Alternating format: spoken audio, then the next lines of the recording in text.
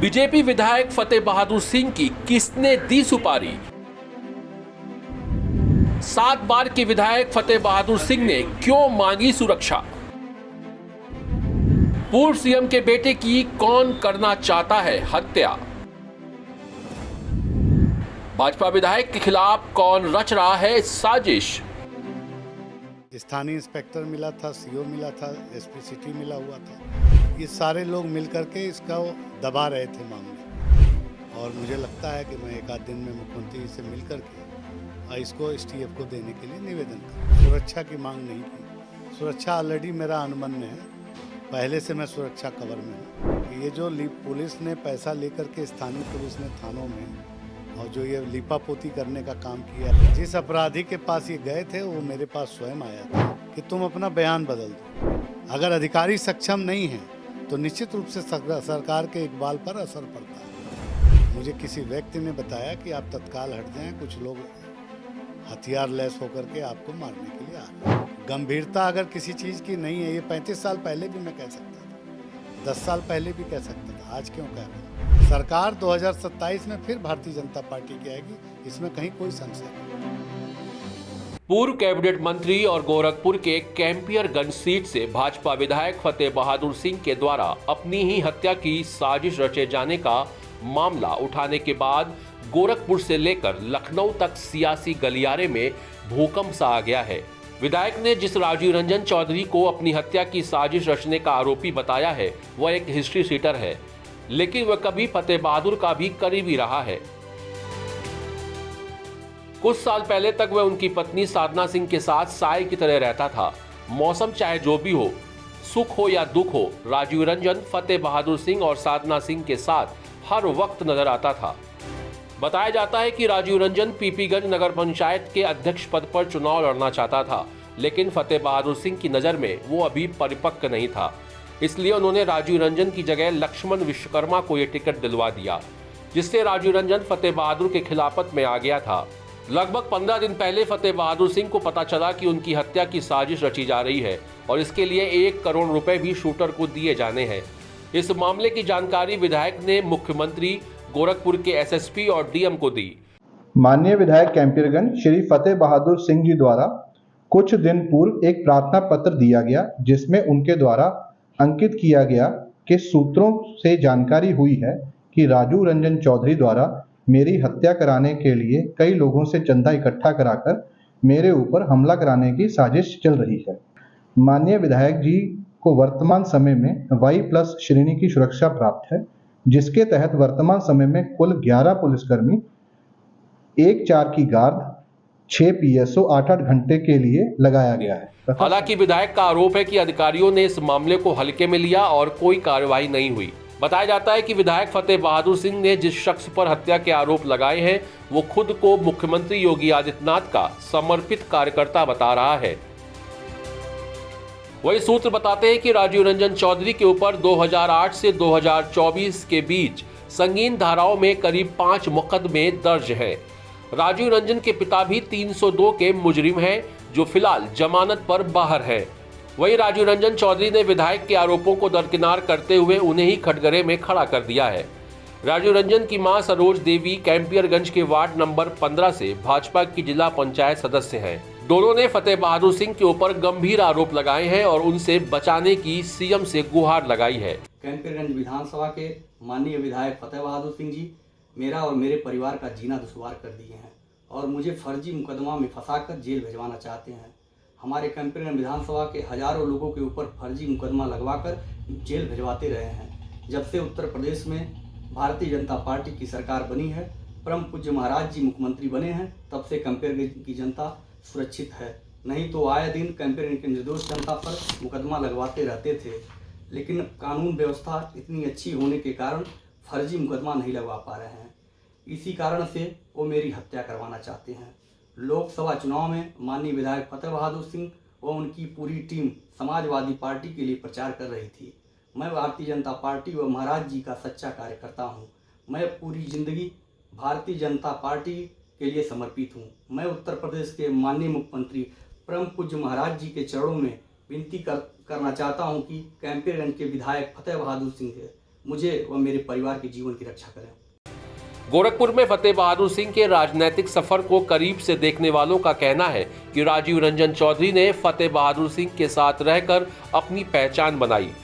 विधायक की वजह से ही वह बीजेपी के सदस्य बना और उसकी मां जिला पंचायत सदस्य बनी।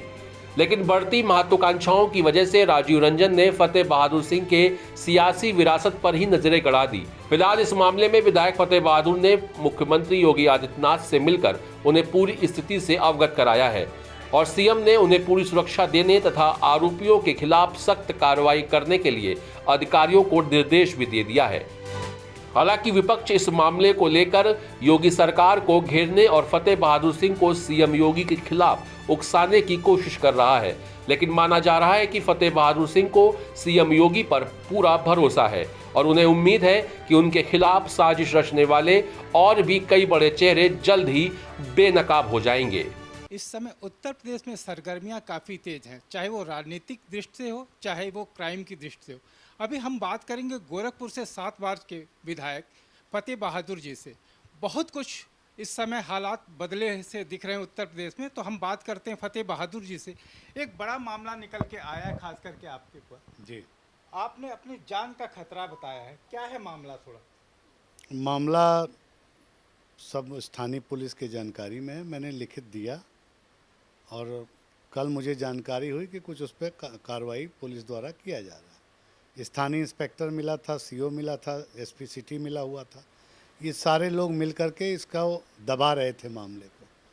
तो मैंने माननीय मुख्यमंत्री से निवेदन किया कि इसको एसटीएफ को दे दीजिए और मुझे लगता है कि मैं 1 आध दिन में मुख्यमंत्री से मिल कर के इसको एसटीएफ को देने के लिए निवेदन करूँगा।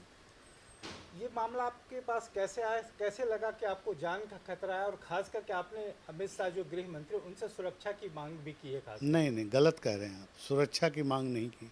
सुरक्षा ऑलरेडी मेरा अनुमन्य है, पहले से मैं सुरक्षा कवर में हूँ और सुरक्षा की मुझे कोई आवश्यकता नहीं। ऑलरेडी 22 रेडी की सुरक्षा मिली हुई है, इसलिए मुझे आवश्यकता नहीं है। मैंने इसीलिए कहा कि मैंने सुरक्षा की कभी मांग नहीं की। तो क्या ये विरोधियों द्वारा नहीं, कहीं नहीं। मेरे पत्र को पढ़ेंगे तो भी नहीं, उसमें भी नहीं है। केवल वर्कआउट की बात है कि ये जो पुलिस ने पैसा लेकर के स्थानीय पुलिस ने थानों में और जो ये लीपापोती करने का काम किया है 2-3 दिन के अंदर, इसकी निष्पक्ष जांच हो और उच्च स्तरीय जांच हो। खास करके 1 करोड़ रुपए की बात कही जा रही कि 1 करोड़ रुपए का चंदा फंडिंग की गई है। जिस अपराधी के पास ये गए थे वो मेरे पास स्वयं आया था, मुझे बताया। फिर उसके बाद स्थानीय पुलिस उस पर ये दबाव बना रही कि तुम अपना बयान बदल दो। एक बयान वो दे चुका है, स्थानीय पुलिस उसको बयान बदलने के लिए कह रही है, उस पर दबाव बना रही है। और वो अपराधी प्रवृत्ति का आदमी है, वो डर रहा है कि पुलिस एनकाउंटर न कर दे। तो बयान बदलने की जब स्थिति है, वो लोकल पुलिस उतारू हो गई है, तो कुछ मुझे नहीं लगता बचा है। अब तो स्थितियाँ जो आएंगी मैं देखूँगा उसको, अब मैं अपने स्तर से ही देखूँगा। अगर कोई नहीं देखेगा तो मुझे स्वयं देखना पड़ेगा। कहा जाता है कि उत्तर प्रदेश में खास करके लॉ एंड ऑर्डर की स्थिति काफ़ी सशक्त और मजबूत है। ऐसे में आपके पास इस तरह की जो घटनाएं हो रही हैं, ये किस दृष्टि से देखते हैं? लॉ एंड ऑर्डर अच्छा है, मैं भी कहता हूँ। समाज में मेरे बयान भी पहले आए। उस लॉ एंड ऑर्डर को बिगाड़ने में कुछ पुलिस के अधिकारी इन्वॉल्व हैं, अब बिगाड़ रहे हैं। उनको सुधारने की ज़रूरत है। इसीलिए मैं कह रहा हूँ कि निष्पक्ष जाँच हो और जाँच में गुण दोष के आधार पर जो कार्रवाई हो वो सरकार करे।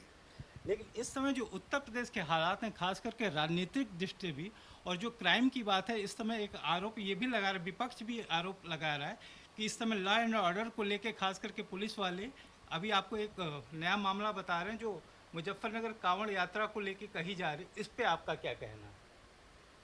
देखिए, जात समुदाय में बांध करके किसी को रखना उचित नहीं है और कांवड़ यात्रा तो हमेशा रही है, चलती रही है और लोकल कोई बंदिश नहीं होनी चाहिए। स्थानीय, मैंने आपसे अभी बताया ना थोड़ी देर पहले, स्थानीय अधिकारियों के कुछ गलत निर्णय से सरकार के जो सरकार का आडंबर है, सरकार का जो इकबाल है वो गिरता है। अगर अधिकारी सक्षम नहीं हैं तो निश्चित रूप से सरकार के इकबाल पर असर पड़ता है। खास करके आप सीएम सिटी से हैं और 7 बार के विधायक भी हैं।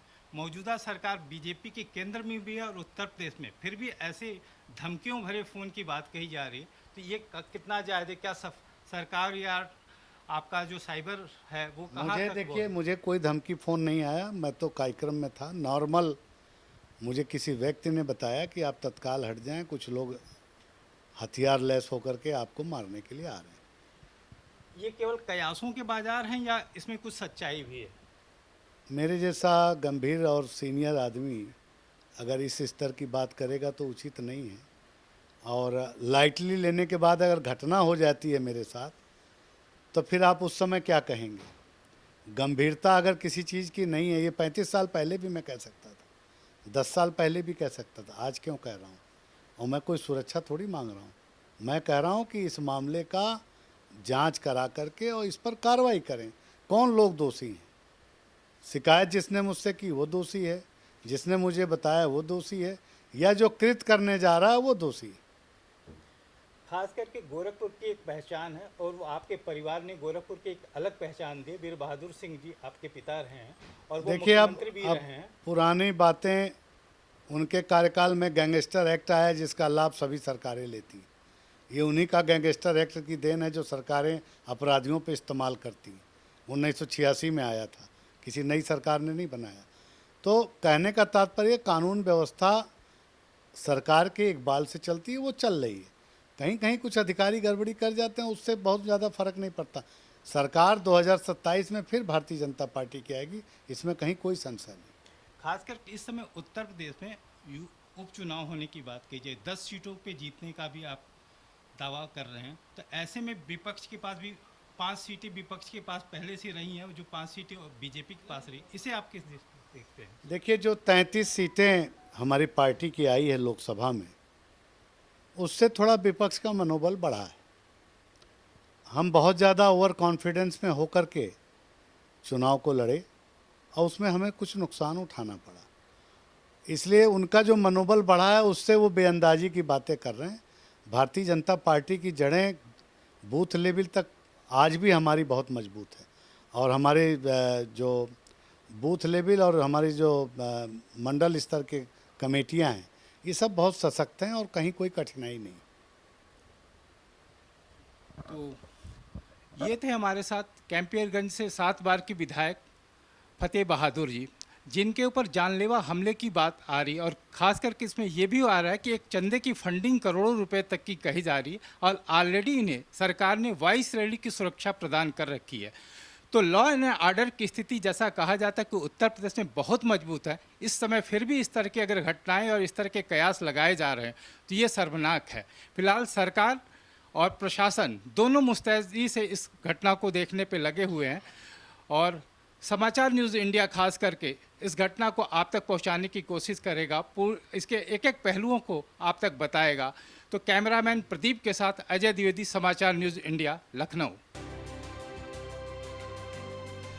कैंपियरगंज के विधायक फतेह बहादुर सिंह की हत्या की सुपारी का मामला सामने आने के बाद अब लगने लगा है कि उनके खिलाफ बड़े पैमाने पर सियासी साजिश रची जा रही है।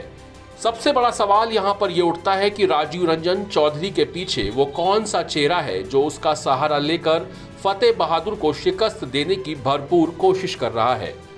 फतेह बहादुर सिंह के बीजेपी छोड़ने या पार्टी द्वारा उनको निष्कासित करने पर सबसे अधिक किसको लाभ होगा, आज हम करेंगे इस बड़ी खबर का खुलासा। इन तस्वीरों में भगवा गमछे ओढ़े सोफे पर बैठकर फतेह बहादुर सिंह के खिलाफ बयान दे रहे इस शख्स को गौर से देखिए और पहले इसके बयान को सुनिए। इस व्यक्ति का नाम संजय सिंह है, जिसकी पत्नी गोरखपुर के भरोइया ब्लॉक की ब्लॉक प्रमुख है। अब जरा संजय सिंह के नाम से चल रहे सोशल मीडिया पेज को भी गौर से देखिए, जहां ये खुद के नाम के आगे जिस पदनाम का उपयोग कर रहा है वो उसका नहीं बल्कि उसकी पत्नी का पद है। संजय सिंह गोरखपुर का एक बड़ा व्यवसायी है, जिसका ईंट भट्टे और होटल रिसोर्ट का कारोबार है। बताया जाता है कि संजय सिंह और फतेह बहादुर सिंह के रिश्ते कभी बेहद अच्छे थे। ये तस्वीर देखकर आप अंदाजा लगा सकते हैं कि विधायक और कारोबारी की जोड़ी कितनी अच्छी रही होगी। लेकिन वहीं संजय सिंह अब विधायक फतेह बहादुर को भ्रष्टाचारी बता रहे हैं।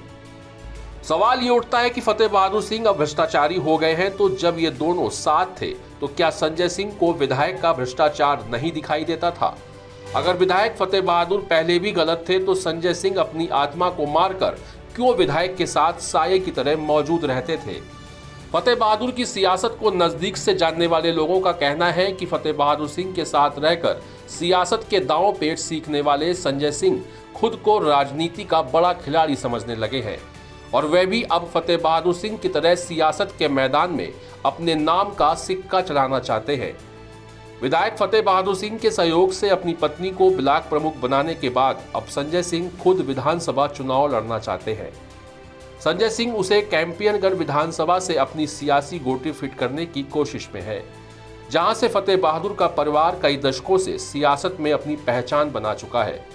फतेह बहादुर के खिलाफ सीधी सियासी लड़ाई लड़ पाने की काबिलियत नहीं रखने की वजह से संजय सिंह अब राजीव रंजन के कंधे पर बंदूक रखकर निशाना लगाने की फिराक में है।